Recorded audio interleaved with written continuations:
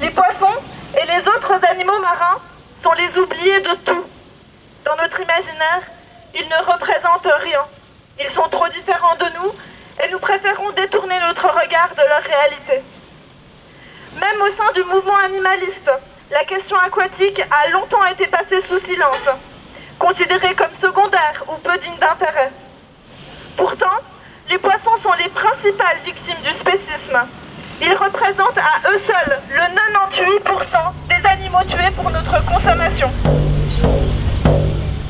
Être un poisson, c'est vivre avec des sens qui dépassent les nôtres, ressentir des vibrations et entendre des sons qui sont inaccessibles pour nous humains.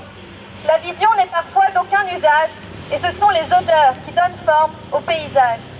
Mais être un poisson, c'est être méconnu, être rabaissé à tort à un organisme animé uniquement de réflexes et dénué de sensibilité. Car être un poisson, c'est être un individu plein de capacités étonnantes. C'est reconnaître des visages, avoir une personnalité, jouer et apprendre des tours, avoir une très bonne mémoire, mais surtout, c'est être sentient et éprouver la peur, ressentir la douleur, chercher à l'éviter et aussi ressentir le plaisir. Être un poisson, c'est avoir des intérêts à vivre sa vie et sa liberté. Malheureusement, être un poisson, c'est surtout risquer d'être un anchois, un merlan, un thon, un saumon, un maquereau, et faire partie des individus les plus traqués et tués par les humains pour la consommation. Il y a 3 ans, nous lancions la journée mondiale pour la fin du spécisme, pour laquelle 1 millier de personnes se réunissaient à Genève.